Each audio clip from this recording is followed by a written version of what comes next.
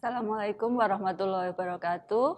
Perkenalkan, saya Ibu Triana Kuaris Diasti di SMTI Jogja. Saya bertugas sebagai Wakil Manajemen Mutu dan Penanggung Jawab Zona Integritas dan SPIP. Dalam kesempatan ini, saya diberikan tugas untuk menyampaikan materi dengan tema SMK SMTI Yogyakarta sebagai institusi peraih WBK. Nah, mungkin istilah WBK masih terdengar asing untuk kalian semuanya. Apa itu WBK? WBK atau kepanjangannya adalah Wilayah Bebas dari Korupsi, merupakan suatu predikat yang diberikan kepada instansi pemerintah yang telah membangun zona integritas atau ZI. Nah, ada istilah baru lagi ZI. Apa itu ZI? Nah, ZI atau zona integritas merupakan predikat yang diberikan kepada instansi pemerintah yang pimpinan dan jajarannya mempunyai komitmen untuk mewujudkan WBK atau WBBM melalui reformasi birokrasi, khususnya dalam hal pencegahan korupsi dan peningkatan kualitas pelayanan publik. Nah, di situ ada dua istilah, WBK dan WBBM. Nah, di situ saya tekankan ada istilah pencegahan korupsi dan peningkatan kualitas pelayanan publik. Nah, disitulah letak perbedaan antara WBK dan WBBM. Kalau WBK, wilayah bebas dari korupsi, seperti ini, di slide berikutnya. ZI atau zona integritas tadi tujuannya adalah untuk mewujudkan wilayah bebas dari korupsi atau WBK. Dan selanjutnya menuju ke tingkatan berikutnya adalah wilayah birokrasi bersih dan melayani atau WBBM. Nah, di WBK itu merupakan suatu predikat yang diberikan kepada unit kerja yang memenuhi sebagian besar dari aspek manajemen perubahan, penataan tata laksana, penataan sistem manajemen SDM, penguatan akuntabilitas kinerja, dan penguatan pengawasan. Sedangkan di wilayah birokrasi bersih dan melayani atau WBBM itu ditambahkan satu poin lagi, yaitu peningkatan kualitas pelayanan publik. Nah, untuk SMK SMTI Yogyakarta, kita alhamdulillah sudah memperoleh predikat WBK pada tahun 2016. Sebagai informasi, predikat WBK ini merupakan satu-satunya atau yang pertama pada tahun 2016 itu di lingkungan Kementerian Perindustrian. Jadi di antara saudara-saudara kita SMK SMTI maupun SMAK yang lainnya seluruh Indonesia itu baru SMK SMTI Yogyakarta pada tahun 2016. Meskipun dalam perjalanannya sampai tahun 2019 kemarin sudah ada beberapa satker lain yang juga memperoleh predikat WBK ini. Kurang lebih jumlahnya ada 16 sampai tahun 2019. Kemudian untuk yang predikat WBBM, kita sedang mengupayakan dan sudah 2 kali kita berusaha di tahun 2018 dan 2019 kita mengusulkan tetapi belum berhasil tercapai. Nah, untuk tahun 2020 ini kita akan berusaha lagi, berupaya lagi. Mudah-mudahan di tahun 2020 ini kita bisa mewujudkan wilayah birokrasi bersih dan melayani atau WBBM. Dan kebetulan di lingkungan Kementerian Perindustrian tahun 2019 kemarin sudah ada satu unit kerja yaitu SMK SMTI Padang yang berhasil meraih WBBM. Nah, mudah-mudahan kita bisa menjadi yang nomor 2. Nah, ini predikat WBK yang sudah kita peroleh tahun 2016. Jadi ada penghargaan atau piagam yang kita peroleh. Dan di sini prosesnya tidak mudah gitu ya. Kita dalam meraih WBK itu tidak mudah. Ataupun WBBM yang memang sudah 2 kali kita upayakan ini belum tercapai karena memang prosesnya itu cukup memerlukan komitmen dari semua pihak yang ada di SMK SMTI Yogyakarta. Nah, di sini bisa saya gambarkan untuk proses pembangunan ZI itu diawali dengan adanya pencanangan ZI. Pencanangan ZI ini ditandai dengan penandatanganan fakta integritas oleh seluruh pegawai dari SMK SMTI Yogyakarta. Nah, fakta integritas ini merupakan pernyataan komitmen untuk membangun zona integritas. Jadi semua harus berkomitmen, tidak hanya kepala sekolah, tapi semua jajaran, pegawai, guru, karyawan itu harus semuanya menandatangani fakta integritas tersebut. Nah, setelah adanya pencanangan, kemudian yang kedua, kita menuju ke pembangunan ZI. Kita melaksanakan pembangunan ZI, di mana memang dari Kementerian Perindustrian sendiri itu akan menetapkan unit kerja mana yang akan diusulkan untuk menuju WBK atau WBBM. Nah, pengusulan ini juga melalui suatu proses, gitu ya. Jadi, tidak hanya ditunjuk begitu saja, tapi kita juga melalui tahapan. Yang pertama adalah penilaian mandiri. Penilaian mandiri ini dilakukan oleh tim penilai internal atau TPI. Nah, TPI ini terdiri dari tim reformasi birokrasi yang ada di Kementerian Perindustrian.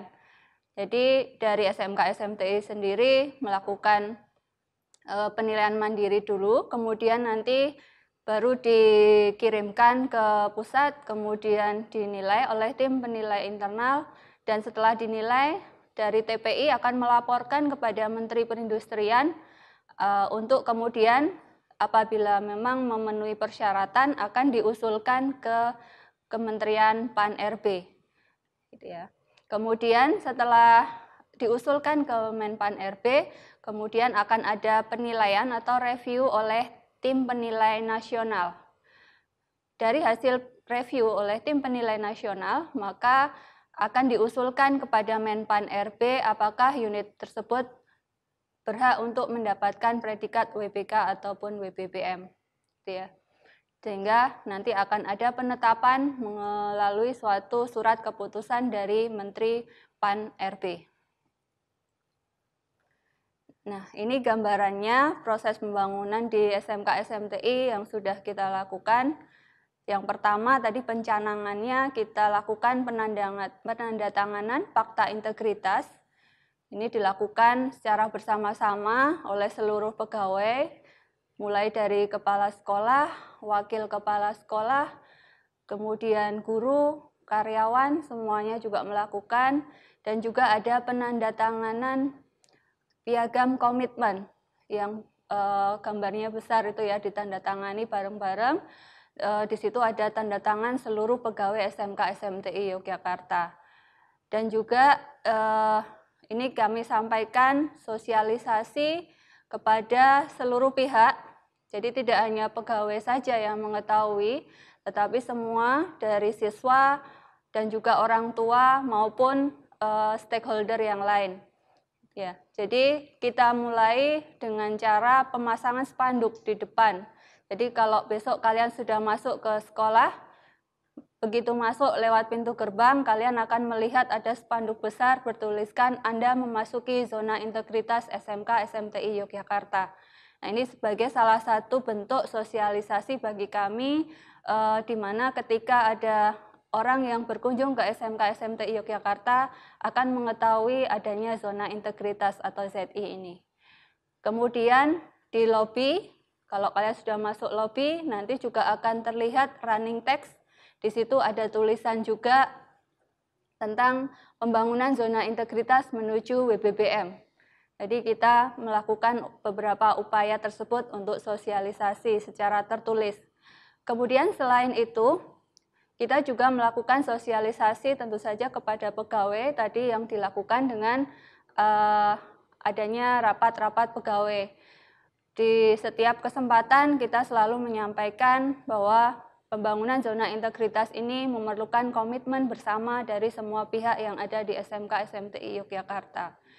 Kemudian kepada orang tua siswa kita juga menyampaikan pada saat adanya pertemuan orang tua yang dilakukan di sekolah, ataupun kita juga memberikan surat pemberitahuan untuk memohon dukungan dari orang tua.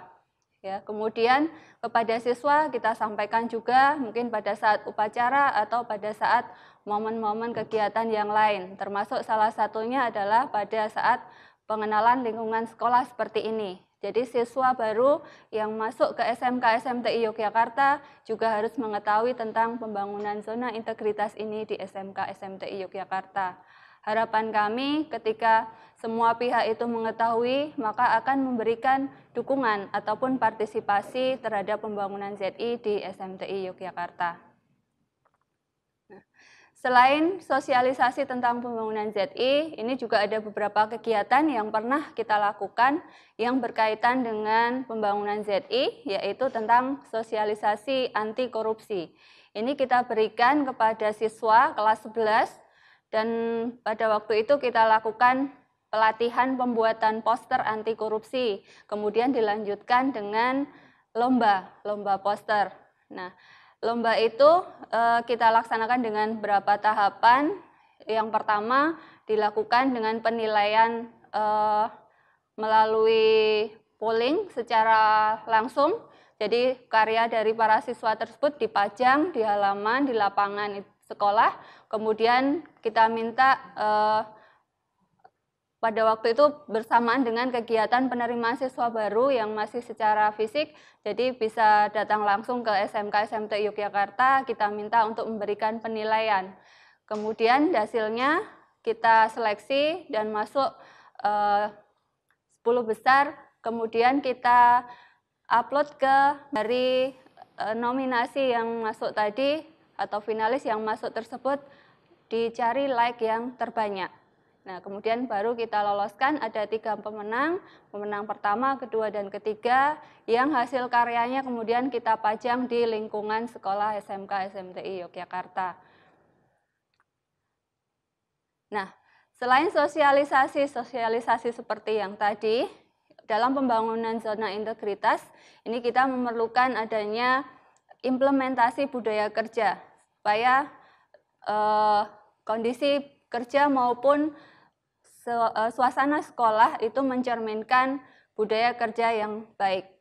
Nah, beberapa budaya kerja yang diterapkan di SMK SMTI Yogyakarta itu antara lain karena kita di bawah Kementerian Perindustrian, kita juga mengikuti budaya kerja Kementerian Perindustrian yang dikenal dengan istilah Insan Oke.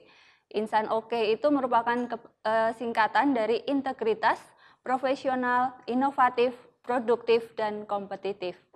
Jadi dalam bekerja di SMK SMTI Yogyakarta, kita juga harus menerapkan budaya Insan Oke tersebut. Kemudian budaya yang lain antara lain adalah 5S dan 5R. Ya. 5S itu senyum, salam, sapa, sopan, dan santun. Jadi harapan kita semua warga SMK SMTI Yogyakarta, termasuk siswa SMTI Yogyakarta, ini juga membiasakan untuk senyum, salam, sapa, sopan, dan santun terhadap orang lain. Baik itu guru maupun tamu yang datang di SMK SMTI Yogyakarta. Kemudian 5S atau 5R yang bisa diterapkan di laboratorium ini biasanya ada ringkas, rapi, resik, rawat, dan rapi ya. Nah, ini juga harus diterapkan ketika bekerja di laboratorium, terutama karena di SMK SMTI Yogyakarta terdapat laboratorium yang mempunyai resiko kecelakaan kerja yang termasuk tinggi. Jadi semuanya harus dilakukan hati-hati dan juga harus terbiasa bersih, rapi setelah praktek selesai, gitu ya. Ini semuanya harus menerapkan baik itu siswa maupun guru maupun juga laboran yang ada.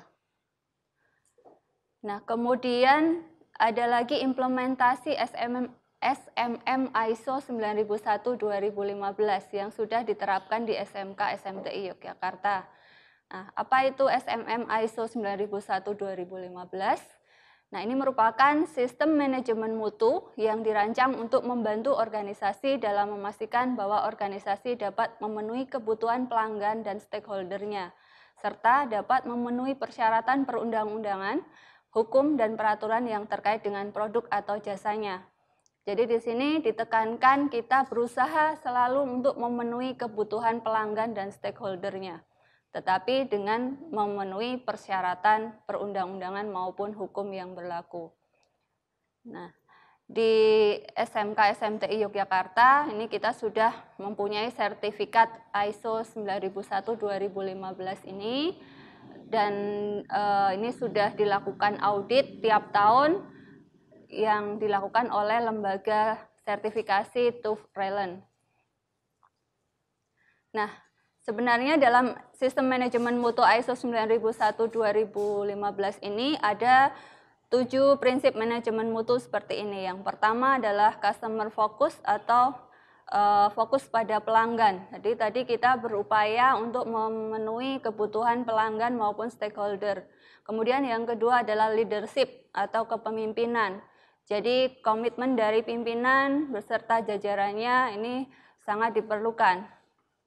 Kemudian yang ketiga adalah engagement of people. Jadi keterlibatan semua pihak. Jadi tidak hanya kepala sekolah, tapi semua jajaran di SMK SMTI Yogyakarta ini harus saling bekerja sama. Kemudian proses approach atau pendekatan proses. Jadi proses yang ada di SMK SMTI Yogyakarta ini sudah diatur dengan adanya SOP atau Standar Operasional Prosedur. Semua kegiatan harus mengacu kepada SOP. Kemudian improvement yang kelima, improvement ini kita berupaya supaya selalu ada peningkatan berkelanjutan. Kemudian yang keenam adalah evidence-based decision making. Jadi semua pengambilan keputusan itu harus berdasarkan pada bukti, tidak boleh hanya asal membuat keputusan.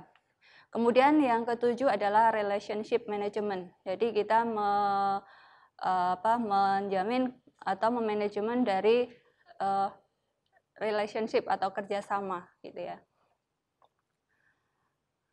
Kemudian di dalam sistem manajemen mutu ISO 9001-2015 dikenal juga ada istilah siklus PDCA, Plan, Do, Check, Action. Jadi semua kegiatan harus melalui siklus PDCA ini. Plan artinya membuat perencanaan, menciptakan sasaran dan proses yang diperlukan. Kemudian setelah itu Do, kita lakukan prosesnya sesuai dengan perencanaan tersebut. Kemudian selanjutnya dicek, kita evaluasi, kita pantau, kita ukur proses dan produknya apakah sudah sesuai target atau belum. Kemudian membuat laporan hasilnya. Selanjutnya dari hasil evaluasi tersebut kita lakukan action untuk melakukan tindakan perbaikan kinerja proses yang berkesinambungan. Jika ada kekurangan, maka kita tentukan bagaimana upaya untuk menghilangkan kekurangan tersebut sehingga di langkah berikutnya untuk menentukan atau membuat perencanaan berikutnya itu akan lebih baik lagi. Ini berputar terus sehingga kita namakan siklus PDCA, Plan, Do, Check, Action. Nah, ini perbaikan berlanjut dari sistem manajemen mutu. Awalnya kita dari pelanggan itu ada persyaratan, nanti di dalam manajemen kita itu ada tanggung jawab manajemen, ada manajemen sumber daya, realisasi produk, kemudian diukur sesuai dengan siklus PDCA tadi. Nah, ini akan kita hasilkan suatu keluaran produk, nanti diterima oleh pelanggan, apakah sudah merasa puas atau belum, ada feedback juga. Jadi kita akan melakukan survei kepuasan pelanggan. Nah, jadi di sini peran dari pelanggan salah satunya adalah siswa, gitu ya, karena kita mengupayakan untuk memenuhi kebutuhan pelanggan. Jadi seandainya besok kalian menjadi siswa SMK SMTI Yogyakarta, ada sesuatu hal yang kalian rasa kurang, kalian bisa menuliskan keluhan pelanggan dan kemudian bisa kalian masukkan ke dalam kotak aduan atau kotak keluhan pelanggan. Di SMK SMTI Yogyakarta kita sediakan ada beberapa kotak. Nah, ini bisa terlihat contoh gambarnya di situ. Kalian bisa menuliskan, bisa pakai kertas yang sudah disediakan di situ atau pakai kertas yang sudah kalian siapkan sendiri juga boleh. Nah, nanti keluhan pelanggan ini akan ditindaklanjuti oleh bagian manajemen mutu. Jadi bagian kami. Jadi di bagian manajemen mutu nanti akan melihat keluhan pelanggan yang masuk, kemudian kita tindak lanjuti di bagian mana yang harus menerima keluhan tersebut. Misalnya sebagai contoh, kalian mempunyai keluhan tentang guru misalnya, maka kalian nanti akan bisa atau kami akan melanjutkan keluhan yang kalian masukkan tersebut ke bagian kurikulum. Atau mungkin tentang sarana prasarana, mungkin di kelas kalian ada AC atau mungkin papan tulis yang rusak gitu ya dan tidak diperbaiki sudah lama, maka bisa kalian tuliskan ke kotak keluhan pelanggan tersebut dan kami akan menindaklanjuti untuk menyampaikan ke bagian Sarpras, sarana prasarana. Nah, nanti untuk tindak lanjutnya merupakan tanggung jawab dari bagian tersebut. Apabila sudah ditindaklanjuti, nanti kami juga akan melaporkan. Jadi di situ di form yang kami sediakan ada nomor HP.